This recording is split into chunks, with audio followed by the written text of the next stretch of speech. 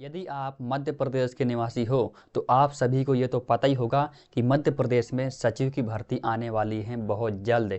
लेकिन यहाँ पर आपको ये चीज़ नहीं पता होगी कि इस बार की जो सचिव भर्ती होगी किस तरह से होगी। तो यहाँ पर मैं आपको पूरा कंप्लीट जानकारी देने वाला हूँ कि किस तरह से आपके फॉर्म भरे जाएंगे, क्योंकि यहाँ पर मेरे पास आ चुका है एक मध्य प्रदेश का राजपत्र जिसमें सारी चीज़ें इन्होंने बताई हैं कि इस बार की जो सचिव भर्ती आएंगी उसके फॉर्म से लेकर के सारी चीज़ें कैसे होने वाली हैं। आज की वीडियो में आपको पूरा नॉलेज देने वाला हूँ, इसलिए वीडियो बहुत ही महत्वपूर्ण है सभी मध्य प्रदेश के युवाओं के लिए। यदि आप सचिव भर्ती का इंतजार कर रहे हो और आपको डर भी लग रहा है कि आखिरकार इसकी भर्तियां किस तरह से होगी, किस तरह से आप आवेदन कर पाओगे, तो ये वीडियो सिर्फ और सिर्फ आपके लिए है।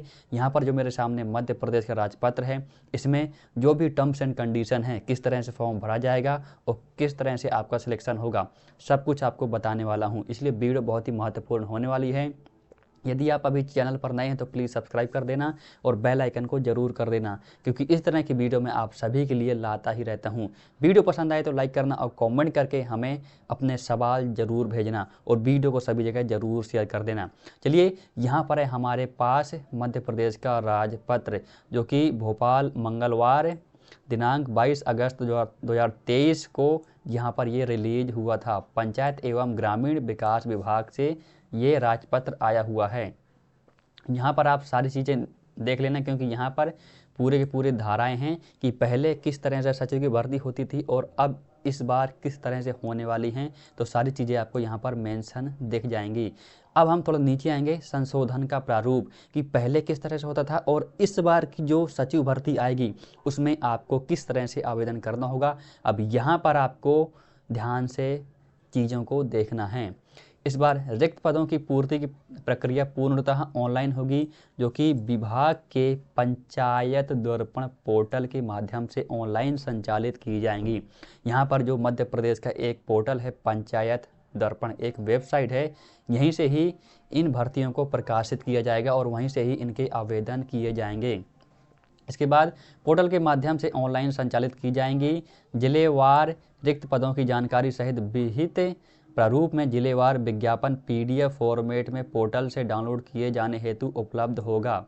मतलब ये कि जब भी ये भर्ती आएंगी तो वहाँ पर जिले वाइज आपको पीडीएफ मिल जाएंगे कि किस जिले में कितनी भर्तियाँ होने वाली हैं। विज्ञापन को डाउनलोड किया जाएगा, मुद्रित किया जाएगा और संबंधित जिले की जिला पंचायत तथा जनपद पंचायत कार्यालयों सहित सभी सहज दृश्य स्थानों पर प्रदर्शित किया जाएगा। ठीक है, आगे आगे हम पढ़ते हैं। संबंधित जिला स्थानीय समाचार पत्रों में विहित प्रारूप में एक विज्ञापन के माध्यम से इस आशय की संक्षिप्त सूचना जारी करेगा कि विस्तृत दिशा निर्देश विभाग के पंचायत दर्पण पोर्टल पर पंचायत सचिव भर्ती खंड में उपलब्ध है।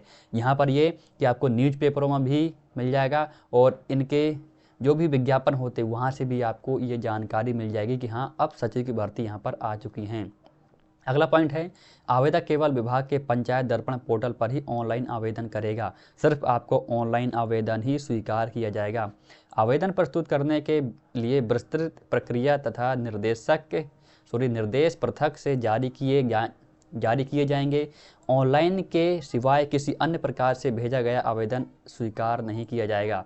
मतलब ये कि पहले क्या होता था कि ऑफलाइन यहाँ पर आवेदन होते थे कि कोई भी वहाँ पर जाकर के जो आपको एक फॉर्म दिया जाएगा, वहाँ से उस फॉर्म का पूरा भरना है, अपने डॉक्यूमेंट को अटैच करने हैं और जाकर के आपको कार्यालय में जमा कर देना है। लेकिन इस बार ऐसा नहीं होगा।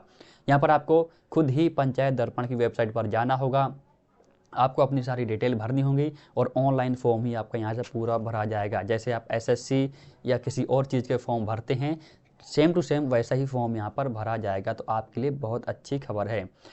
अगला पॉइंट हमारा, आवेदन करने वाले आवेदक को उस जिले का स्थानीय निवासी होना चाहिए। स्थानीय निवासी के लिए आवेदक का नाम भारत के निर्वाचन आयोग की संबंधित जिले की मतदाता सूची में विज्ञापन वर्ष की प्रथम जनवरी को अनिवार्य रूप से रजिस्ट्रीकृत होना चाहिए।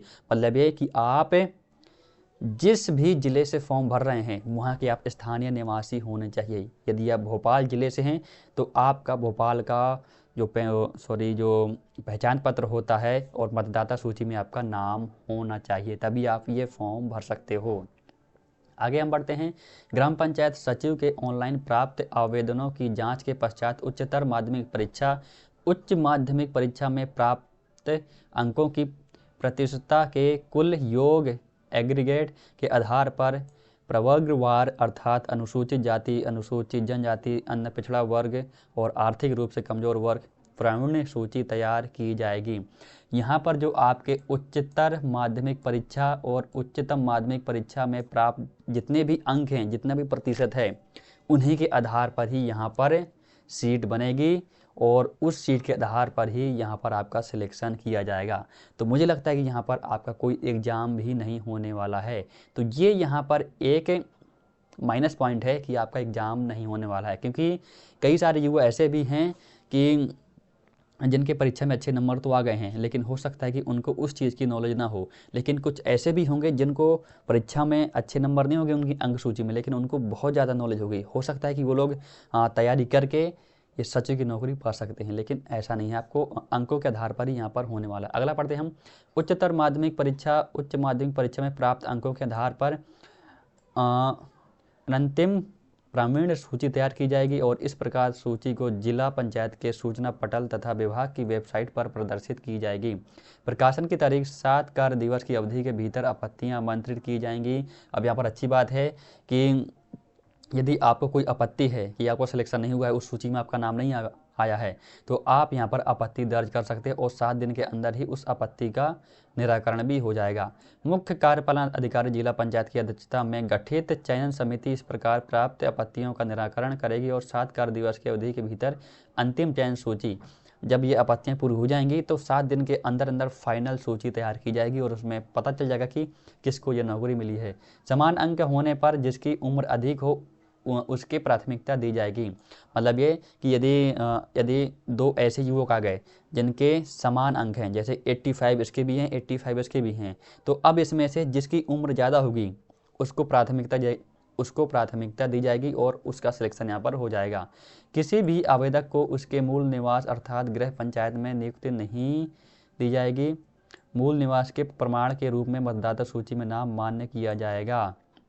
यहाँ पर आप जिस भी गांव से हैं, जिस भी ग्राम पंचायत से हैं, आप ये मत सोचना कि आपको उसी ग्राम पंचायत में ही नौकरी मिल जाएगी। नहीं, किसी दूसरे ग्राम पंचायत में आपको यहाँ पर नौकरी दी जाएगी। अब अगला हम पढ़ें तो कुल रिक्त पदों के 50% पद ग्राम रोजगार सहायक के लिए आरक्षित रखे जाएंगे। यहाँ पर रोजगार सहायक के लिए भी अच्छी खबर है कि जितने भी पद यहाँ पर आएंगे सचिव के लिए, उसमें जो 50% है वो रोजगार सहायक के लिए आरक्षित किए जाएंगे। तो आप यहाँ से सारी चीज़ें पढ़ लेना, क्योंकि इसका PDF का लिंक मैं आपको नीचे डिस्क्रिप्शन में दे दूँगा।